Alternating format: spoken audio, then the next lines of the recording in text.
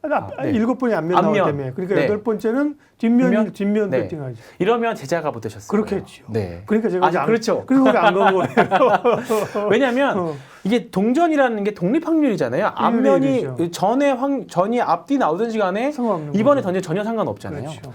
근데 이거는 뭘 의미하냐면 추세가 있느냐 없느냐를 판단하는 질문이었던 거죠. 그러니까 7번이 앞면이 나왔다고 하더라도 8번째 던졌을 때 앞면이 나올지 뒷면이 나올지는 똑같아요. 확률은 그렇죠. 반반이잖아요. 네. 근데 그래도 8번째도 앞면이 나올 거로 배팅하는 사람들을 뽑았다는 거죠. 그러니까 이게 기본적으로 가는 놈이 더 간다.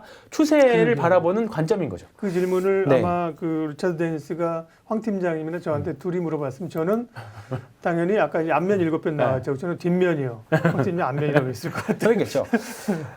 일단 그래서 네. 기준으로 보는 게 예. 4주 신고가입니다.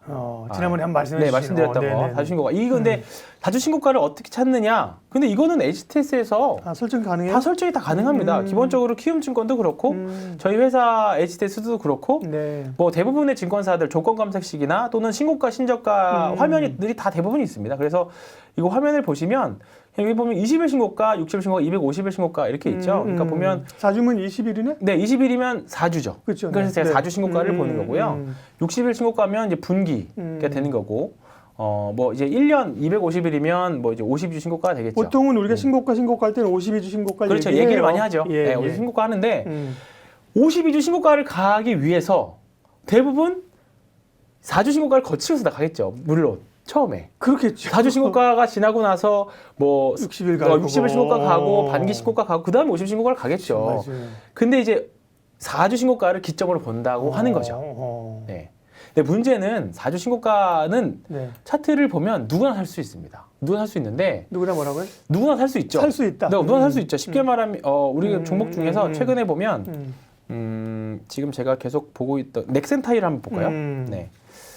넥센 타이어가 아침에 넥센 타이어도 네. 얘기하셨는데 한번 봐보겠습니다. 오늘 좀 많이 올랐는데요. 네네. 월요일 기준 많이 올랐습니다. 봐보면 분명히 여기 기준을 봐볼게요. 네. 이 정도 되면 네. 언제일까요? 12월 9일이에요. 작년 12월 9일. 이 정도면 뭐 4주 신고가도 되고 뭐 여기 앞에도 있긴 했지만 그렇죠. 일단 한 이걸 달에 기준을 볼게요. 곱하니까. 예. 일단 이 정도면 충분히 4주 신고가 됐을 거예요. 여기부터 됐겠네요. 여기서부터. 네. 여기서부터 보면 충분히 4주 신고가 됐을 겁니다. 한 달 동안의 가장 최고가니까. 여기서 일단 붙습니다. 일단 붙어요. 네. 이날 붙어도 되고 다음날 눌림에서 붙어도 되고. 거래까지 빵 터지는 네, 거기까지 빵 터지고 이거는 뭐 믿기를 없다는 거죠. 근데 문제는 뭐냐면 여기서 주가가 봐볼게요. 여기 샀다가 칩시다. 1,000만 원 샀어요. 예. 뿅 올랐네. 여기까지는 좋아요. 좋은데 여기도 올랐네요. 그럼 빵. 계속 가져가는 거죠. 예. 근데 이 어떤 분은 여기서 샀을 수도 있죠. 그렇죠. 여기서 살 수도 있습니다. 이 네네. 신고가네. 나는 분기 신고가가 좋아서 여기 샀어요. 좋았는데 봐봅시다. 재미없네. 떨어졌어요. 그죠? 떨어졌죠. 예. 근데 떨어진 폭을 좀 계산을 해보면 이때부터 샀다고 치더라도 네. 그때 좀 한 6% 정도 손실이 되네요. 예. 한 7% 정도 수수료까지 7% 손실을 났다고 치면 어떻게 손절 계좌 관리가 여기서 어떻게 들어가냐면 책에 나옵니다. 전체 계좌에 2% 손실 나면 팔아라. 네. 그러니까 뭐냐면 내 전체 잔고가 1억이에요. 1억에서 1,000만 원어치를 샀어요. 근데 거기서 6% 빠진 거잖아요. 그럼 10%에 6% 빠진 거기 때문에 1.2% 빠진 겁니다. 전체 잔고에서. 그러면 손절이다 아니다? 아니다. 아닙니다. 버티는 것. 네, 버티는 알렉산더 엘도도 그 얘기하고 네, 있는데 맞습니다. 알렉산더 엘도도 전체 계좌 2%를 놓을 자금 그러니까, 관리. 네, 맞습니다. 네. 알렉산더 엘도도 트레이더잖아요. 네, 맞습니다. 자금 관리 트레이더들은 머니가 아니라 자금 관리 굉장히 중요하게. 네. 비슷하네. 자금 관리, 그러니까 트레이더 이 말들을 많이 하시는 게 예.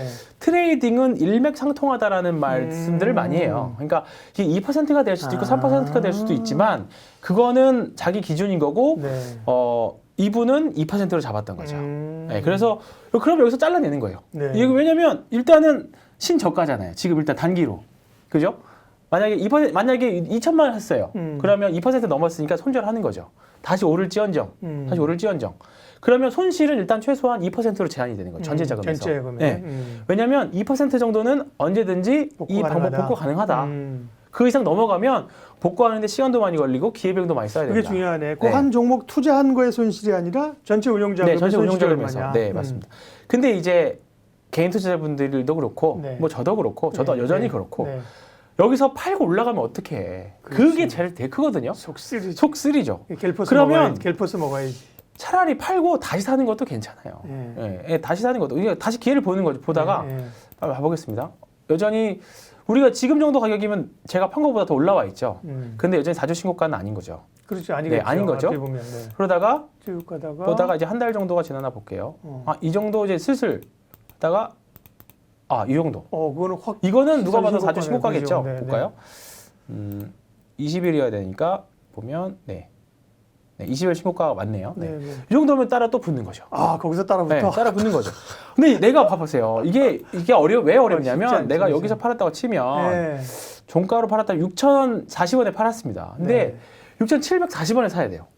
10% 이상 더 높은 가격에 사야 돼. 내가 이걸 여기서 팔았는데 이걸 여기서 산다고? 이게 쉽지가 않죠. 가지고 쉽지가 않죠. 있었으면 네, 맞아요. 쉽지가 않죠. 샀다 칩시야 또. 또 샀어. 또 쳐요. 근데 근데, 네. 샀어. 근데 또 빠져. 또 빠지네. 그럼 또 팔아야죠. 이거 여기서 또 팔아야 돼요. 2%. 그러면 정말 이 종목은 정말 매매하기 어려운 거예요. 그래서 제가 한국 주식, 미국 주식은 제가 정확히 모르겠는데 그래서 제가 거래량을 봐주는 게 그래서 그런 겁니다.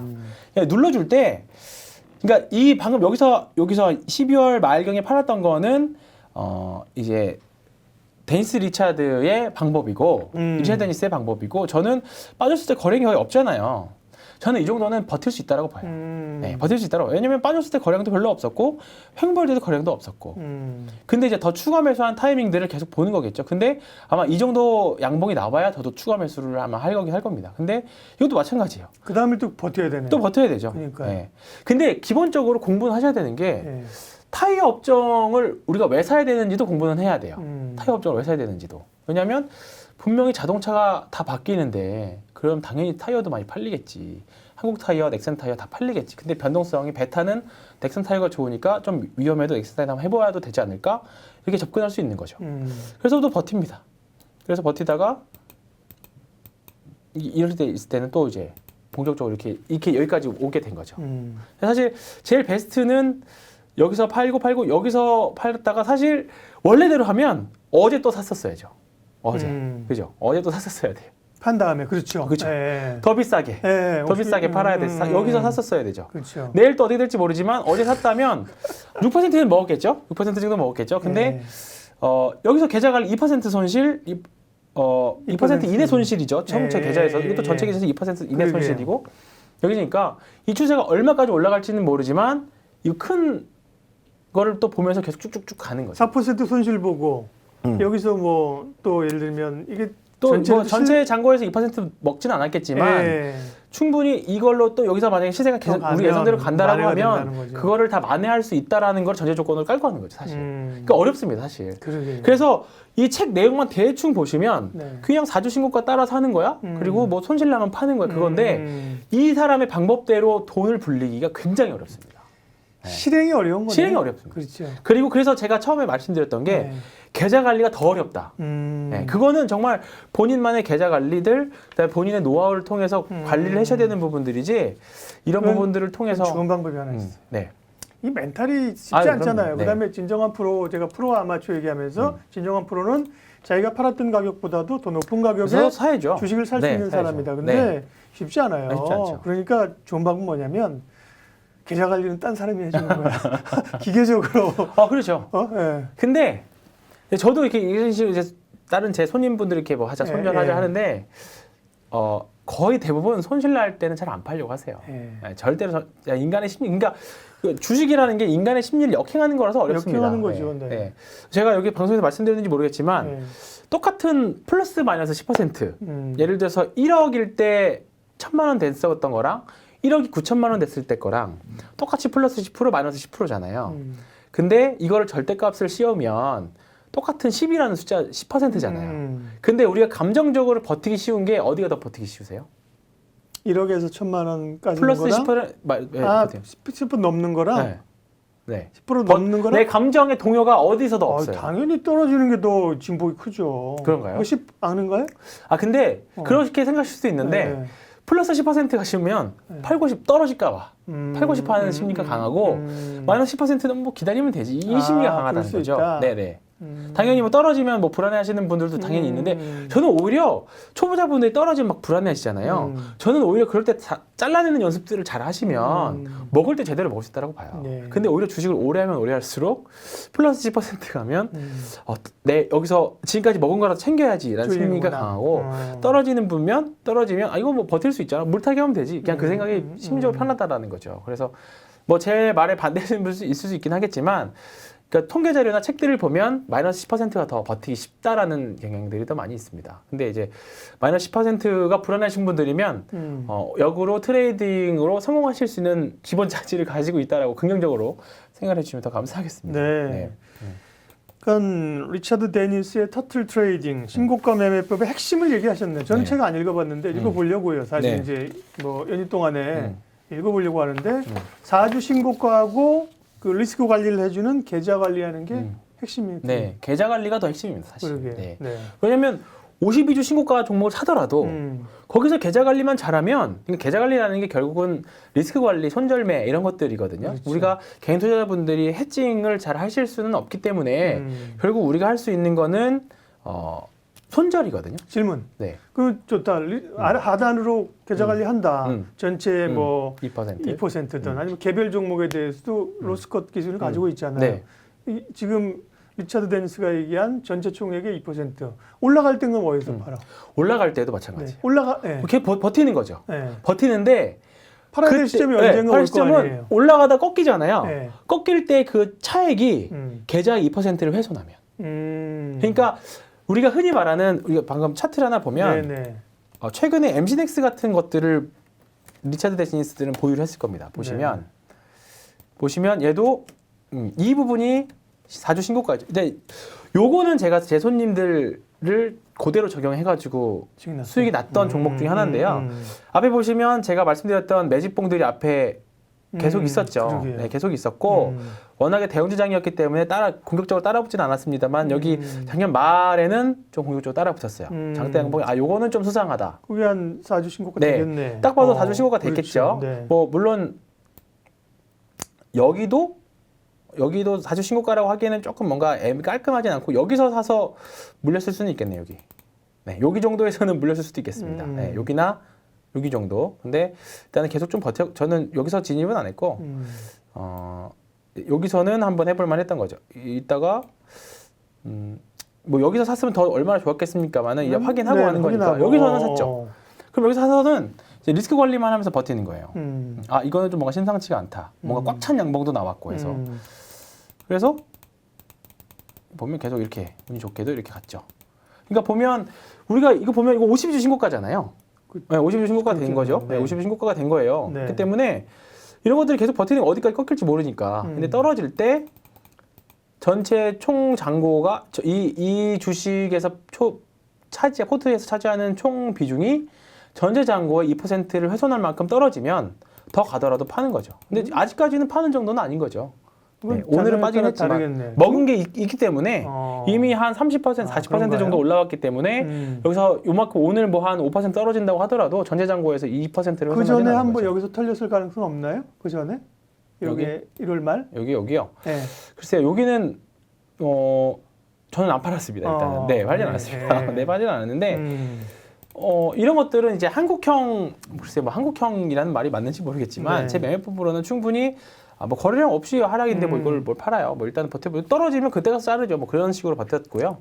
일단은 아직까지도 버티고 있고. 거북이잖아요. 네, 맞습니다. 터틀 트레이딩. 황의연의 자라 트레이딩 하나 네. 한국형 자라 트레이딩 하나 만들죠. 여기서 터트 이브 데니스 리차드가 하셨던 말 중에 제일 중요한 게 뭐냐면 네. 제일 중요한 이제 계좌 관리도 중요하지만 제일 중요한 게 뭐냐면 매매를 하고 나서 네, 주식을 사고 나서 오르면 내 판단이 맞은 거예요. 그렇죠. 떨어지면 내 판단이 틀린 겁니다. 그걸 인정할 줄 알아야 돼요. 오르는 거는 좋아요. 오르면 다 좋습니다. 누구나 다 행복해. 떨어졌을 때 그 포지션은 잘못됐다. 아무리 내가 이 종목을 어떤 이유를 샀더라도 떨어진 거는 무조건 잘못된다. 그리고 우리가 장투하려고 산 종목들이라도 떨어지면 기분 나쁘잖아요. 일단은 나 이거 사서 몇 년 갖고 갈 거야 해도 사서 한 달 동안 떨어지면 그 심리가 되게 안 좋고 별로 좋지는 않거든요. 그렇기 때문에 내가 사는 데는 다 근거가 있어야 되고 일단 사고 나서는 일단 올라야 된다. 올랐다는 거는 내 판단이 맞았고 그 방향이 맞다. 이렇게 보시면 좋을 것 같아요. 네. 저희 책 이제 연휴 동안에 좀 사서 보려고 책방은 연휴도 계속 열잖아요. 네. 그렇죠. 한 번씩 뭐책 선전하는 건 아닙니다. 아니고요. 네. 그러니까 리처드 종류는 데니- 많죠. 네. 네. 네. 책 종류도 많고. 그러니까 책 종류도 많고. 근데 책 서평에 또 막 보니까 이 터틀 트레이딩에서 뭐 정말 신박하다는 얘기도 있고 별것도 없구만 책 내용이 네. 그런 분도 똑같은 네. 얘기 계속 하고 맞습니다. 있고 네. 이런 얘기도 있더라고요. 내용이 엄청 어렵진 않은데 그러니까. 이거를 몇 번 읽어보시면 네. 그리고 실행에 옮기면 생각보다 그게. 어렵습니다. 네, 생각보다 어렵죠. 그냥 돈 벌기가 어려운 거예요. 맞아요. 네. 실행이. 그리고 참 여기서 좀 중요한 얘기 하나 더. 네네. 우리가 아까 예를 들어 넥센타이어를 네. 얘기했잖아요. 예. 넥센타이어를 만약에 진짜로 아까 우리가 처음에 봤던 대로 여기서 한 번 했다가 손실 나고 여기서 또 한 번 했다가 손실 나고 여기서 또 한 번 했다가 손실 나고 세 번을 이렇게 얻어맞으면 네. 심리가 어떻겠어요? 사고 넥센타이어 싶지 쳐다도 안 않죠. 보죠. 사고 네. 싶지 않죠. 네. 그래서 제시했던 방법이 음. 그러니까 우리가 이런 식으로 예를 들어서 이거 1억을 다 산 게 아니라 몰빵을 했다고 쳐봅시다. 그러면 2%씩 손실이라고 치더 진짜 칼같이 지켜서 2%씩 3번 손실 났다고 치면 벌써 600만 원 까진 거잖아요. 네. 그러면 벌써 본전을 찾기에는 되게 많은 한 8% 9%의 상승률이 필요해요. 그렇기 때문에 이런 멘탈이 중요하기 때문에 터틀이 뭘 제시하고 있냐면 계속해서 손실이 나면 매매 사이즈를 줄이라고 합니다. 예, 예를 들어서 1억을 매매했다고 치면 이거를 또 한 5천, 한 6천, 5천 정도로 줄이고 그걸 또 쭉 줄이고 늘어날 매매 때까지. 사이즈를. 그래서 자신감이 자신감이 다시 회복될 때 그때 가서 늘리지 매매 실패를 하면 매매 사이즈를 줄이라고 제안을 합니다. 엘더는 쉬라 그러거든요. 네, 그때. 그거 같은 말이에요. 예. 이 부분들도 쉬거나 줄이라고 합니다. 그렇게 손실이 네. 뭐 2%인데 정확히 모르는데 5%가 손실 나면 한 달간 너 쉬어. 하지 예를 마. 들면 스스로 매매를 제한하는 거야. 그렇죠. 어. 근데 한국 투자자분은 어떻게 하냐? 네. 더 손실 나. 어? 미수. 더 가져와. 하고 뭐 다 땡겨. 이렇게 하죠. 한 방에 만회하려고. 그러다가 사실 하다가 뭐 더 큰 손실로 이어지는 케이스들이 많기 때문에 주식은 하면 할수록 저는 정말 멘탈 싸움이라고 느껴지거든요. 그러니까 멘탈 내가 어떤 주식을 사도 올라도 평정심 유지, 떨어져도 평정심 유지 이 과정이 되게 어려운 거죠. 그러니까요. 그 제가 엘더 책은 지난번에 소개해드렸어요. 거기서 뭐 그런가요? 그 유명한 트레이더가 친구를 데려다가 야 너 매매하는 옆에 좀 잠깐 앉아 있어봐 그러면서 탁 매매를 하고 끝나고 나서 내가 오늘 돈 번 거 같니? 이런 거 같니? 모르겠는데. 그러니까 내가 돈 벌었는지 잃었는지 모를 정도로 몰라야 된다는 거예요. 맞습니다. 그냥 네. 와 기뻐 날뛰거나. 팝은 내가 산다 이게 아니라 네. 야 오늘 망했다 이러면 안 된다. 그렇죠. 네. 페이스 자체가 그죠? 그렇죠. 제가 돈을 오늘 딴 거야 이런 거야. 평정심을 굉장히 유지할 수 중요하다고 생각하는 부분입니다. 그래서 주식하시는 분들이 계속 심리를 유지하기 위해서 네. 계속 이런 뭔가 멘탈도 트레이닝 하시는 거 보면 다 그런 연유에서 다 성공한 트레이더들은 다 공통점들이 다 있는 것 같아요. 네. 그렇습니다. 리차드 데니스의 터틀 트레이딩 신고가 매매법 핵심적인 내용만 확 예, 뽑아주셨습니다. 혹시 네. 아 요것도 얘기했었어야 했는데 깜빡 잊은 거 없죠? 그리고 네네. 이분 제 그 내용 중에 또 하나는 뭐냐면 네. 주식이 아니어도 상관없다라고 했어요. 그러니까 지금 보면 신고가 매매하는 거고 기계적으로 할 수 있는 것들이잖아요. 어느 정도 뭐 예를 들어서 이 신고가 매매에 내가 뭐 이제 어느 정도 경지까지는 아니더라도 이제 익숙해졌다. 알다 그러면 모든 하면 상품이든 뭐 모든 상품이 상관없는 비트코인도 거죠. 가능할 수도 네, 있는 거고 가능할 수도 있는 거고 뭐 원자재도 가능할 수도 있는 거고. 가능하고. 근데 주식이 제일 어렵다 그랬어요. 어렵대요? 제일 어렵다. 오. 왜냐하면 주식은 실적도 있고 여러 가지 것들이 사실 더 많이 반영이 되는 거고 심리도. 대부분 오히려 원자재나 힘 매수매도 힘에 네. 의해서 가는 수급에 거죠. 의해서 사실 그런 부분 더 특히 뭐 비트코인 같은 것들은 그렇죠. 사실 수급에 의해서 더 많이 움직이기 때문에 네. 한번 뻗어나가면 요즘에 최근에 비트코인 움직이는 것처럼 쫙쫙 뻗어나가잖아요. 그런 것처럼 사실 나는 모든 종류 상관없다. 나는 차트만 보고 이게 이게 뭐에 대한 차트인지 몰라도 난 매매할 수 있다라고까지도 말을 했습니다. 그렇겠네요. 네. 그렇다는 거죠. 이제 뭐 가치 투자자분들이 보시고 이게 뭔 개소리야라고 할 수 있는데 예. 또 트레이더들은 또 트레이더의 영역이 있는 거니까 스타일이 차이니까 그렇게 보시면 될것 그거를 같아요. 인정하지 않으면 맞습니다. 고수가 아닌 네, 거죠. 맞습니다. 그걸 인정해야 되는 거죠. 예. 예, 오늘은 그 리차드 데니스의 신고가 매매법 터틀 트레이딩 얘기했는데 와 재밌네. 예, 이런 얘기 하나씩 오늘 이 연휴에 설날에 충분한 선물이 됐으리라고 얘기하고 예, 우려 섞인 거는 이 책 한 권 사보고 비트코인 막 지르시면 안 됩니다. 네. 예. 그래서 앞으로 뭐 방송 나오면서 네. 그래서 신고가 제가 항상 방송하는 꼭지 중에 예. 이제 신고가 꼭지가 있잖아요. 예, 이제 예. 그거 기반해서 조금 저도 손절 싫어하기 때문에 손절을 안 하고 좀 빠지더라도 손절 안 하고 버틸 수 있는 종목들이 종종 이제 갖고 나오는 것들이거든요. 신고가 종목들. 그래서 참고해서 또 계속적으로 말씀드리면 이제 보시면 좋을 것 같습니다. 감사합니다. 설날 특집 예민수의 주식 라이브쇼 신한금융투자 황유연 팀장님과 함께 오늘도 유용한 얘기를 했습니다. 네. 또 신년 설이니까 또 새해니까 네. 여러분들 새해 복 많이 받으시고 어쨌든 멘탈을 강화해서 예, 올해는 수익을 안정적으로 잘 내시는 한 해가 되시기를 바랍니다. 함께 해주셔서 고맙습니다. 팀장님 수고하셨습니다. 네, 고맙습니다.